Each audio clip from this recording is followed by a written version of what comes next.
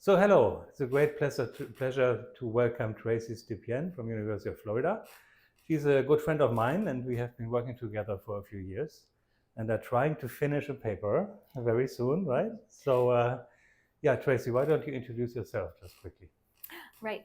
So I am a mathematician. I'm an assistant professor in the Department of Mathematics at the University of Florida, and I've been there about 6 years now, and I've been a mathematician for all of my training. So now you work on cancer research like I do as well.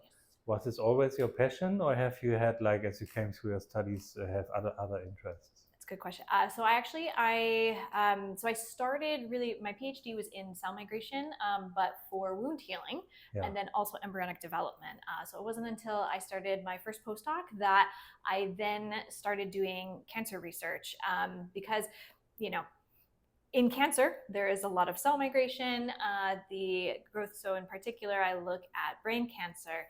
And so, there's a lot involved in the growth and the spreading. And so, the work that I had done in wound healing relayed very well over into brain cancer. Yeah.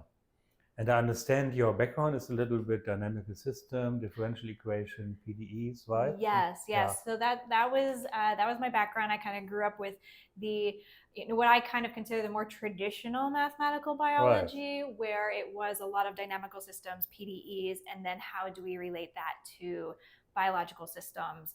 So I certainly came from that camp, and have then been slowly trying to broaden horizons Yeah. since then. But then, in particular, in the last 6 years, the field has changed, right? We get lots of influence from AI and machine learning and all these Yes. things. So, does this scare you, or do you see this as an opportunity? Or A little bit of both, yeah, honestly. Right? okay, Scary because, right, for my background, it means that I have to learn new things. I have to try new things. But at the same time, it's a wonderful opportunity, because one of the things I really love about mathematical biology is that we can't really do our work on our own in our room by ourselves, that we have to be talking with experimentalists or mm-hmm. clinicians, because our work can be helpful, right, for treatments and for things like that.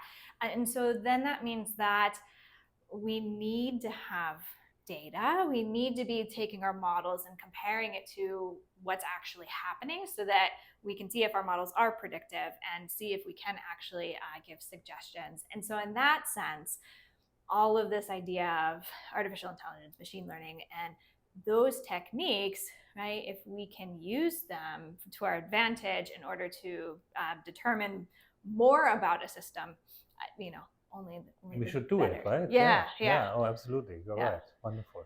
Yeah, you mentioned collaborations, which are very important in our area. So tell us a bit, how do you go about this? How do you find collaborators? That's a good question. I still feel like I'm still figuring that out. I can give a story of one of my current collaborators right now in cancer research, that okay, so I got invited to give a talk. It was on, right, one of the topics was going to be cancer. And I had been working in cancer, but I was like, I want a new project. I want something new. And so I looked at my university, I looked at people that had recently published papers, and I found one that, right, it was, so again, I've been doing brain cancer, so it was on that, but it was a different aspect of brain cancer that I hadn't looked at before. And I reached out to the person and I said, "Hey, do you mind meeting with me? I would Ah, love to know about, more about your data." This person had never worked with a mathematician before, and so there was a little bit of, I'm not really sure what you can do, but we've still been working together, and exploring new avenues. Uh, it has been a little bit of just kind of cold emailing. And I think there are a lot of experimentalists out there that are interested in working with somebody that can do quantitative things. right. And so it's getting over, you know, oh, are they going to respond to me? That a lot of times they might. And, if they can't see working on a project together, that's okay, because then there's so many more other Yeah. people out there. Right, but then once we have established such a connection, it also gives you some additional responsibility, right? Mm-hmm. So if you work on a PDE and you can't solve it, okay, you can't solve it. But now if this person gives you their data, right, it's a very different sense of responsibility, isn't it? True, and I think this is where also kind of broadening horizons and changing what I've traditionally done.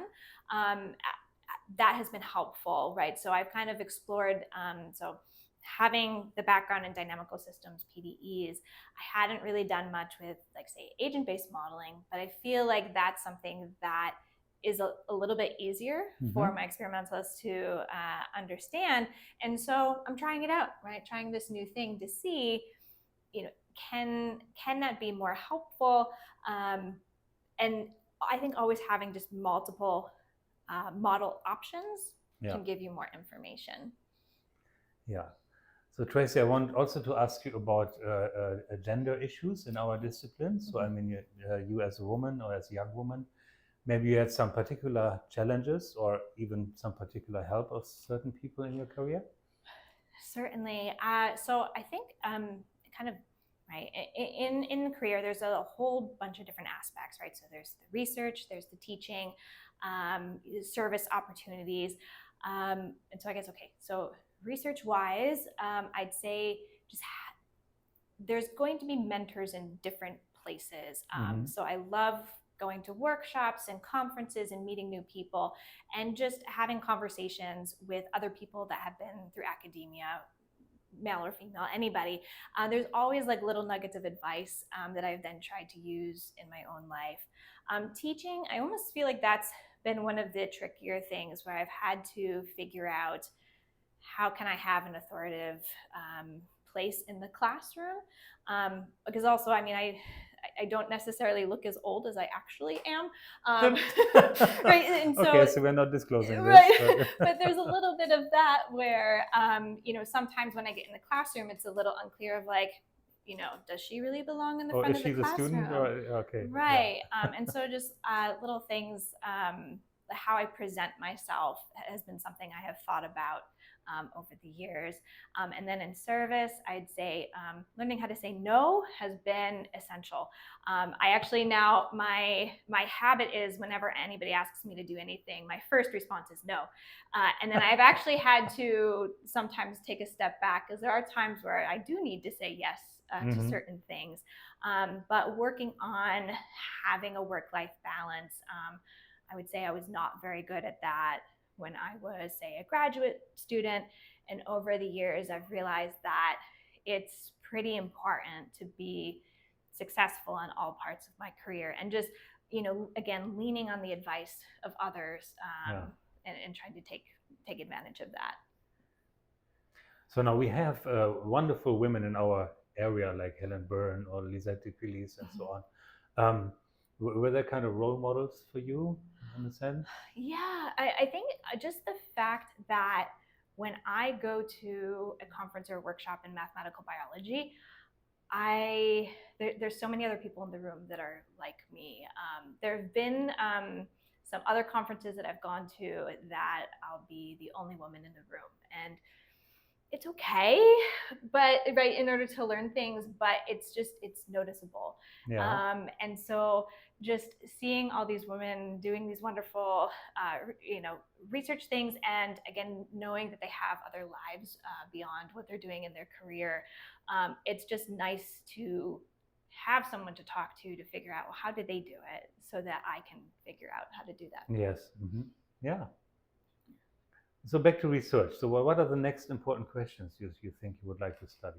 Because I think, right, pie in the sky sort of idea is, can we run these mathematical models so that a clinician can figure out what kind of a treatment to give, or something like that. But that means that we need to work on the models before we can really offer it as a It's suggestion. hard work, right? Hard Yes. work from us, to do that. Yes. Wonderful. Yeah, so thank you very much for having time for this little interview. Yes, thank you. I think it was really nice to talk to you. Yes, it was. I enjoyed it very much. Thank you very much. Thank you.